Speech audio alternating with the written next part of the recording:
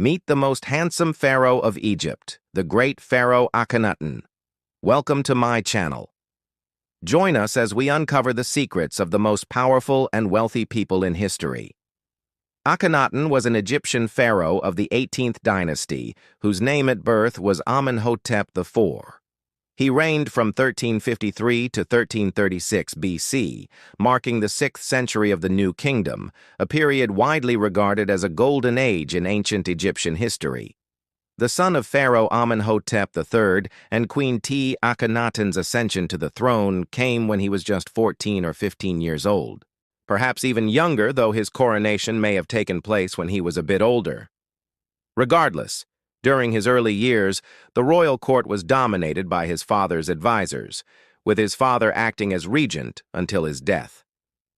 Akhenaten's mother, Queen was a prominent figure who likely had a significant influence on him, given that she herself had risen to power through her own merits rather than birthright. Upon assuming the throne, Akhenaten initially continued many of his father's policies, but soon began making changes that would profoundly impact Egyptian history. One of the first things that Akhenaten did after ascending to the throne was to take the throne name Akhenaten, which means useful to Aten. This change reflected his growing religious devotion to Aten, the sun disk, a practice that would become a central theme of his reign. The most significant change Akhenaten made was in the realm of religion. He abandoned the traditional Egyptian pantheon of gods, with Amun being chief, and established Aten as the sole deity worthy of worship. This shift away from traditional polytheism towards monotheism, albeit a unique form of it, marked a radical departure from the religious norms of the time. To emphasize this change, he moved the empire's religious center from Thebes to Amarna, where he built a new capital city. Aten, unlike other Egyptian gods, was not anthropomorphic, having no human form.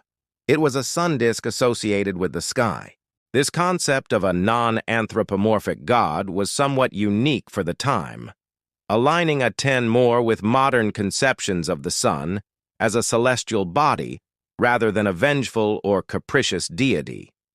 The reasons behind Akhenaten's religious revolution are complex and not fully understood. Some scholars suggest that it was a genuine spiritual transformation, pointing to the personal nature of the Aten's worship. Others argue that it was a political move to centralize power by curtailing the influence of the Amun priesthood, which had become very powerful under his father's reign. It's possible that a combination of both factors played a role. One of the consequences of this religious shift was the decline of traditional religious centers like Thebes. On the other hand, Amarna, the new capital, flourished during Akhenaten's reign, becoming a vibrant hub of art and culture. Despite the religious revolution, Akhenaten continued many of his father's foreign policies, maintaining peace with the Hittites and continuing trade relations with the Levant. His reign saw a degree of international cooperation and cultural exchange, particularly with the Mitanni Empire, a kingdom of the Mitannians located in what is today northern Iraq and eastern Turkey. In fact, there was even a royal marriage alliance between Egypt and Mitanni, cementing peaceful relations. This was a stark contrast to the military focus of many of his predecessors. Akhenaten's diplomatic efforts extended to the region of Nubia in modern-day Sudan. He dispatched an embassy to the kingdom of Kush with gifts of gold and silver, a gesture that may have been an attempt to foster alliances and trade. This outreach reflects Akhenaten's broader strategy of cultivating peaceful relations with neighboring powers, preferring diplomacy over military conquest. In contrast to his predecessors, Akhenaten did not engage in large-scale building projects, leaving behind no monuments in the traditional Egyptian style, such as pyramids or massive temples. However, he did commission the construction of a palace and a boundary stela at Karnak Temple. But his most significant architectural legacy is in Amarna, where he built a new capital with a palace complex and numerous residential areas. These structures were designed with a revolutionary style featuring irregular wall surfaces and rounded corners, a departure from the traditional Egyptian style. The Amarna period also saw an explosion of artistic creativity, especially in Amarna itself. The royal family, including Akhenaten, Nefertiti, and their daughters, were frequently depicted in art. These depictions often portrayed them in a highly idealized manner, emphasizing their slim figures and elongated limbs. The famous bust of Nefertiti is a prime example of this Amarna style. The artistic revolution wasn't limited to the royal family. Common folk were also portrayed with greater naturalism, a departure from the stiff, stylized representations of earlier periods. Sculptures became more three-dimensional, with artists experimenting with perspective and foreshortening. Painting also flourished, with vibrant colors being used to depict scenes from everyday life, as well as religious themes. This revolution in art was not only about aesthetics, it was also a reflection of the religious shift. The traditional Egyptian art conventions, with their emphasis on order and hierarchy, were discarded in favor of a more naturalistic style that emphasized the individual and the natural world. This was a radical departure from the established norms and conventions of Egyptian art and paved the way for a new era of artistic expression. As for the reason behind these drastic changes, it is believed that Akhenaten's wife, the enigmatic Queen Nefertiti, played a crucial role. Her influence on art is evident in the numerous works depicting her alongside the pharaoh, showcasing the importance of the royal couple in Atenism.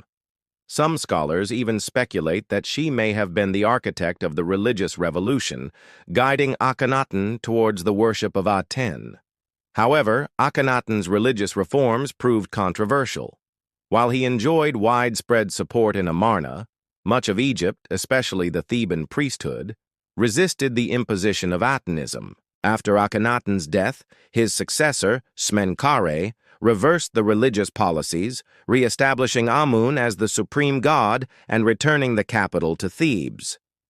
This reversal highlights the deeply ingrained nature of the traditional religion and the challenges of imposing any new faith in such a context.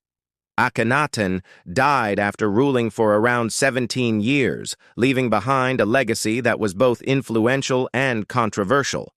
His tomb, discovered in the Valley of the Kings in 1907, contains many treasures, including several burial masks. However, despite its richness, it is smaller than those of some of his predecessors, reflecting the shift in focus from opulence to spirituality during his reign. Much of what we know about Akhenaten comes from his tomb and other archaeological sites in Amarna, which were inscribed with hymns and texts praising Aten. These inscriptions provide valuable insights into the religious beliefs and practices of the period. They also offer a glimpse into the worldview of a pharaoh who dared to challenge the religious norms of his time. One of the most enduring mysteries surrounding Akhenaten is the circumstances of his death. While his tomb provides physical evidence of his demise, the true cause and manner of his death remain unclear. Some theories attribute his death to the harsh living conditions in Amarna, while others suggest that his health may have been compromised by the environment. Regardless, his death marked the end of an era, bringing an end to the worship of Aten and the experiment of the Amarna period. Yet Akhenaten's legacy lived on, not only in the ruins of Amarna, but also in the broader shift in religious thought that he initiated. His ideas about a single, all-encompassing God paved the way for future theological developments and influenced later Egyptian rulers. Though he may have not achieved lasting success in his lifetime, his impact on the course of religious history is undeniable. We hope you enjoyed this video. Please let us know your thoughts in the comments below. Your feedback is very important to us. Thanks for watching. See you next time.